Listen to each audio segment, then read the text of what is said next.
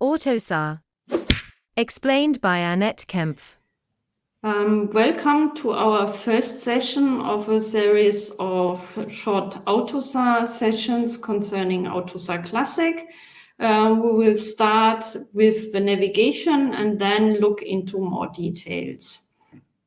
So let's have a look at the AUTOSAR web page. So we are started at autosar.org. Yeah?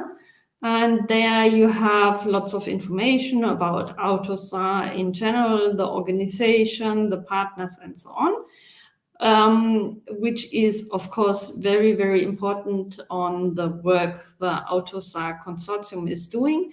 But most people are interested in the defined standards and where to find the information on the standards. Altogether, you see here we have 4 standards. Why is this the case? AUTOSAR started with the Classic Platform, and then with introducing the Adaptive Platform, there are certain parts which are relevant for both of them. And these 2 parts are the foundation, some general rules, description of ports, and so on.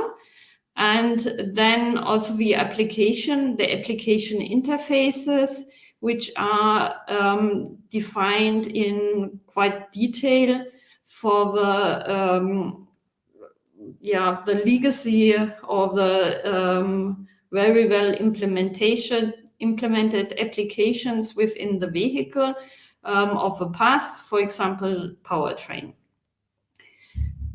Then, of course, the newest one is the Adaptive Platform, but we will have a look at the Classic Platform.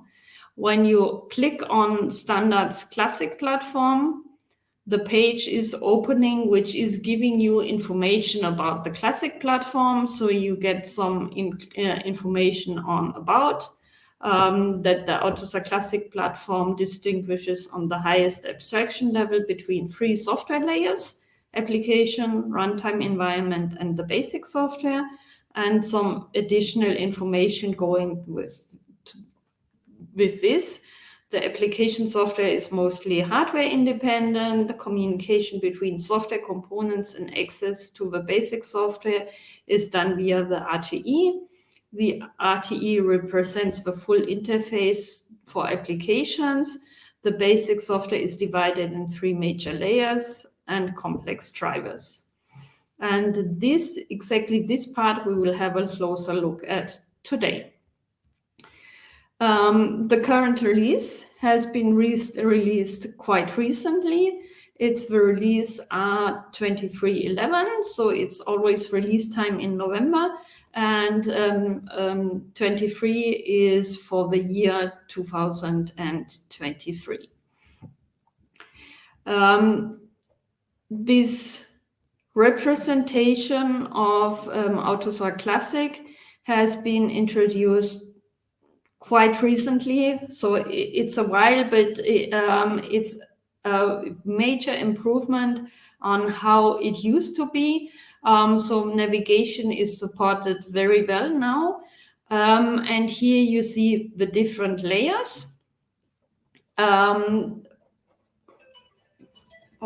my phone is ringing, so I have to, sorry, this was not planned. So you have a different layers. The microcontroller is not part of AUTOSAR, but the microcontroller, of course, is important for the understanding. So it's the actual hardware. Then you have here different colors, which you can see. And this color is a mixture between orange and red. And in this color, you see I/O drivers, communication drivers, wireless communication drivers, crypto drivers, memory drivers, and microcontroller drivers. And this color is for the microcontroller abstraction layer. Then you have a green color, which is on the one hand for the complex drivers it is used. And on the other hand, here you have similar names, and it always adds abstraction. So it's not I/O drivers, it's I/O hardware abstraction, communication hardware abstraction, wireless communication hardware abstraction, crypto hardware extraction, and so on. So it's the ECU abstraction layer. And then you have a blue color. And there you see in also the wording, you find services, communication services, offboard communication services, crypto services, memory services, and system services. And you also see that there is a certain alignment. Yeah, here you have memory drivers, memory abstraction, and memory services.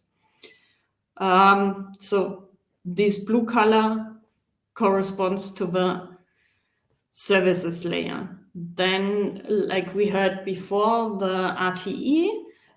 This RTE is the abbreviation for runtime environment. And here you see the representation of a runtime environment. The application layer is then on top of this.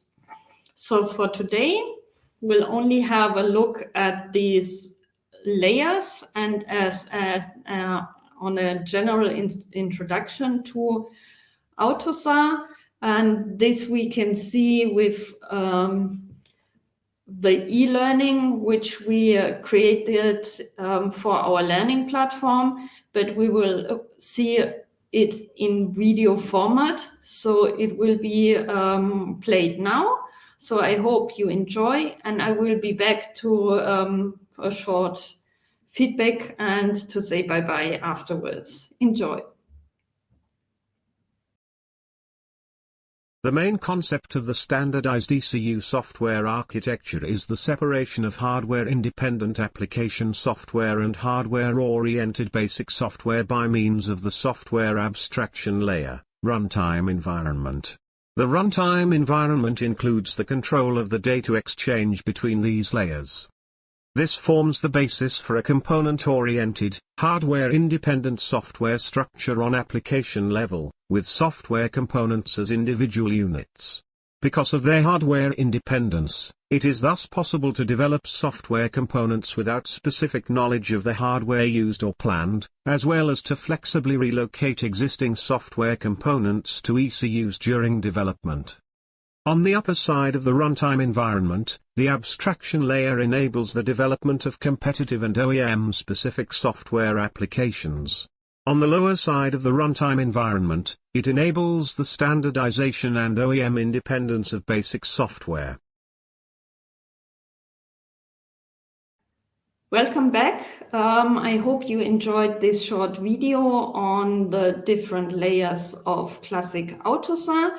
One remark concerning this, our training material is on AUTOSAR 1911, so it's the release which was done more or less 4 years ago. But as AUTOSAR Classic is very, very stable, the content to a very, very, very high percentage rate is exactly how the new version is as well. But of course, we are planning to do an update soon. So I hope you enjoyed this. And in the next session, we will have a look at the microcontroller, short look, and then on the microcontroller abstraction layer, explaining this layer in detail. See you hopefully in the weeks to come. Thank you for your time and bye-bye.